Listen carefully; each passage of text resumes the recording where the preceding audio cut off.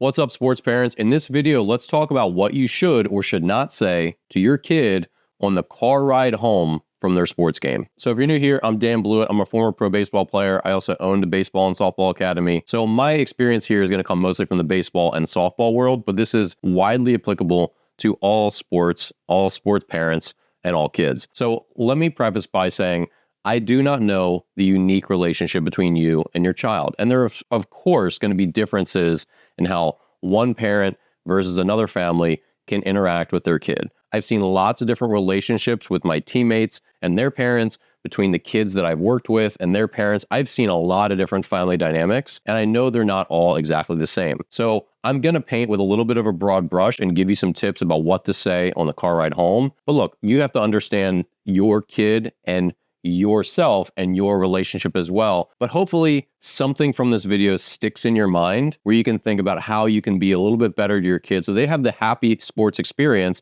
that they want. So the first thing I'm going to share with you is a clip from my father's funeral. I gave the last speech of his funeral, and he was my baseball dad. And I get to see what this journey looks like at the very end, like what we take from sports. And that's a big reason I'm making this video today. Let me share this clip, and then we'll come back and talk about what I think you should be saying in a car ride home. I don't know why my brain retained this memory, but I was on the highway driving home from a game in which I had pitched spectacularly bad. I don't remember the details, but I was extremely salty about how I pitched. Okay. And when I was upset, I would just not want to talk to anyone. I want to fume and let, the smoke come out of my hair when I had hair. And my dad and my mom were good about this. They knew to leave me alone lest I combust. So I was in the passenger seat. We were on I-95 and the window was down, the humidity and the smell of honeysuckle was pouring in, and I was just angry. And my dad was letting it go, but as he always did, he eventually found a moment and he said, you threw some really great curveballs today. I don't think I've ever seen your curveball as sharp as it was today. And that was certainly a lie. Like, I knew it was a lie. I'm like, Dad, you saw how far those curveballs got turned around. But I think I retained that memory because it just was another example of how he was my safety net. He wanted everyone to know that they were loved beyond what they could do on the track, the cross-country course, or the baseball field.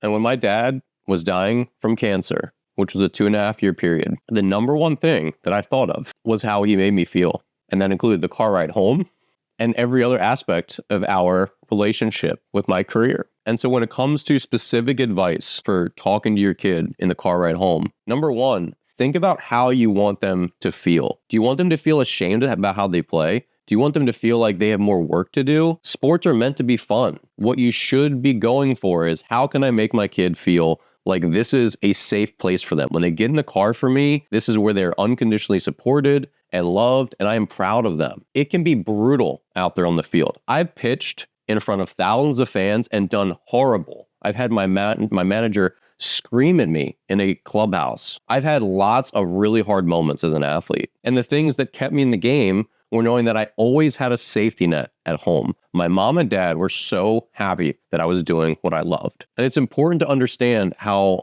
hard it is to be an athlete in today's society. When a kid does poorly in a game, they're going to hear it from their coach. They're going to hear it from the other parents in the bleachers, which is a really sad state of sports. And they're going to hear it from their teammates. And they're going to hear it again in the group chat or on social media or something, right? There's so many ways where they can get grief from other people. Do they really need it from you as a parent? Do they really need you to go over and debrief them on all the mistakes they made, on all the ways that they fell short on the car ride home? There are a lot of different hats worn by the adults in a kid's sports career. For me as a young baseball player, I had coaches that were really hard on me, and they wore that mental toughness hat. I had other coaches who were really kind and gentle and showed me the way and helped encourage me and show me that I could be more than I was. And my parents didn't need to wear either of those hats. They just need to wear this safety net, this unconditional support and love hat. And they did that really well. I was really lucky that that's what I got as a young athlete. So as a parent, you're going to have lots of different adults and the kids' teammates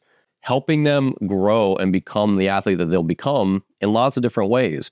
But what you don't want to do is make it all about achievement, where they feel like if I don't get 2 hits today, or if I don't score a goal, or if I don't drop 30 points, mom and dad, they don't love me as much because I didn't achieve as much. And I'm not a contributing member to the family, right? My brother goes to Stanford, my sister goes to Yale, and I'm a bad athlete. You don't want them to feel that way because sports are meant to be fun. They're meant to be a diversion from schoolwork and all the drudgery of real life. That's what sports are for. And so if they can't go out there and do that and have fun and then get in the car with you and feel like, that was hard, it wasn't my best, but now I'm here with my parents, my guardian, my mom, my dad, whoever, and we're going to go get food.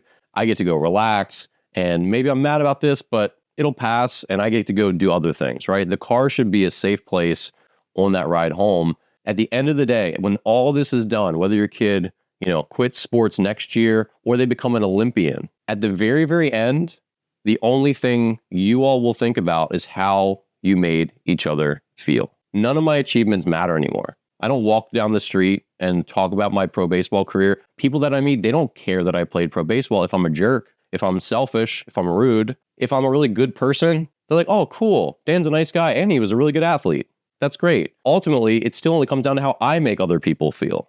And so you as a parent, are you instilling that value in your kid? But overall, it can just be silent. It can just be, where do you want to go eat? It can just be, I'm proud of you. Let's listen to some music. What do you want to listen to? It should be a place where your kid can relax and feel supportive and feel loved and not feel like they have to do anything further, that they can leave what happened on the field, and now they can re-enter their regular life. So if you have any questions or you'd like to contribute what you do in the car ride home, please leave a comment below. I think this is a really important discussion. And I know lots of you parents out there have things to share about how you've approached your kid's sports career that would benefit other people. So feel free to leave those in the comments below. Thanks for watching, and I'll see you here in the next video.